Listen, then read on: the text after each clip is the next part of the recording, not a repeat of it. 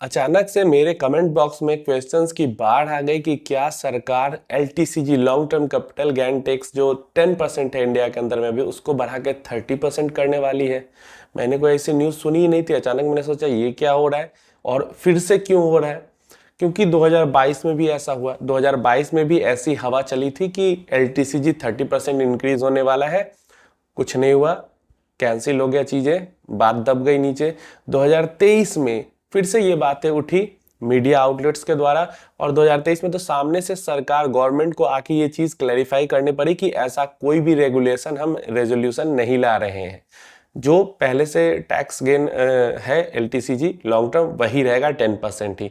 And again 2024 इस साल फिर से सीएनबीसी की तरफ से ऐसी न्यूज़ आई कि सरकार जो long term capital gain tax है उसको 30% तक इंक्रीज करने वाली है। और अगेन सामने से यहाँ पे जो हमारी फाइनेंस मिनिस्टर है उन्होंने आके क्लैरिफाई किया है। ये स्क्रीन पे आपको उनका ट्वीट दिख रहा होगा जो कि उन्होंने शेयर किया और उन्होंने सीएनबीसी को टैग करके कहा कि अगर आपको सोर्सेस से ऐसी कोई न्यूज़ मिलती है तो आपको कम से कम फाइनेंस मिनिस्ट्री से या कोई भी जो उससे रिलेटेड डिपार्टमेंट है उससे एक बार क्लैरिफाई करना चाहिए न्यूज़ को चलाने से पहले।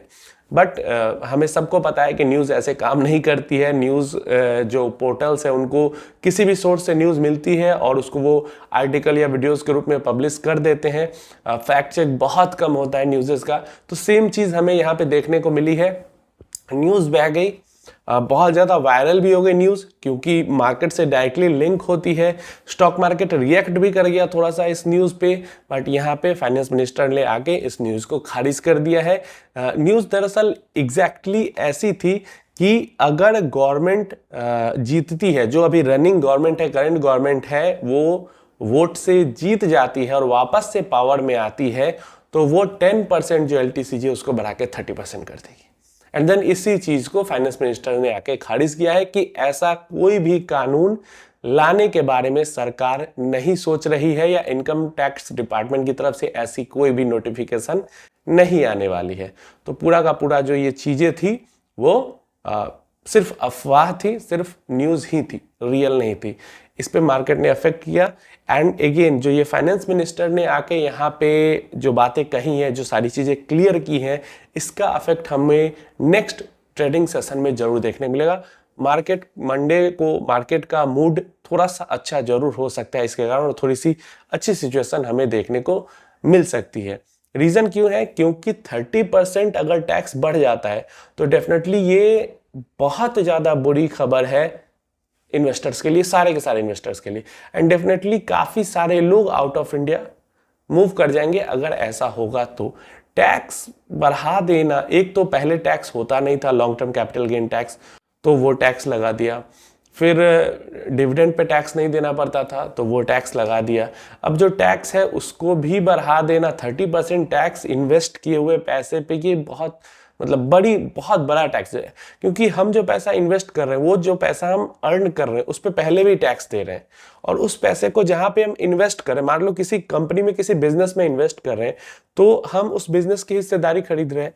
और वो जो बिजनेस है, वो बिजनेस कुछ तो काम करके पैसे कमा रहा है, उसका जो रेवेन्यू है, जो प्रॉफिट है, उसमें से भी वो सरकार को टैक्स दे रही है। और देन अगर हम उससे प्रॉफिट बुक करते हैं तो जो प्रॉफिट हो रहा है उस पर भी हम सरकार को टैक्स दे रहे हैं। मतलब एक ही पैसे पे इतने जगह हम टैक्स दे रहे हैं, और इसीलिए कहा जाता है कि इतना टैक्स लेवल हाई हो जाता है। पहले हमने कमाया, अर्न किया, उस पर टैक्स दिया, हमने उस पैसे को इन्वेस्ट किया, और जिस कंपनी में इन्वेस्ट किया उस पैसे को, वो कंपनी जो पैसा कमा रही है उस पर भी सरकार को टैक्स दे रही है। और उस कंपनी में मैंने पैसे को इन्वेस्ट किया, उस कंपनी की शेयर प्राइस बढ़ी और हमें जो प्रॉफिट हुआ उस पैसे पे भी टैक्स दिया। तो टैक्स पहले से ही बहुत ज़्यादा है, इसको और ज़्यादा टैक्स बढ़ाना डेफिनेटली गवर्नमेंट के लिए भी अपने पैर पे कुल्हाड़ी मारने जैसा होगा, क्योंकि बहुत नेगेटिव सेंटीमेंट जाएगा मार्केट के अंदर में, बहुत बुरा।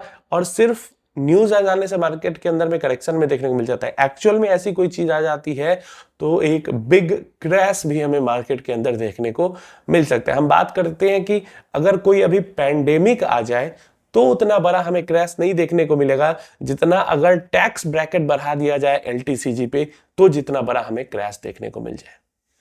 बाकी सारे सिचुएशन को मार्केट अभी झेल सकता है, इतना थोड़ी सी मेच्योरिटी धीरे धीरे इंडियन मार्केट्स की बढ़ रही है। लेकिन अगर टैक्स ब्रैकेट बढ़ जाएगा तो बिग क्रैश आना डेफिनेट है, क्योंकि बिग इन्वेस्टर्स का ही ज्यादा पैसा है और बिग इन्वेस्टर्स टैक्स को बहुत अच्छे से समझते हैं। वो फिर वे ढूंढेंगे इस टैक्स ब्रैकेट से बचने का।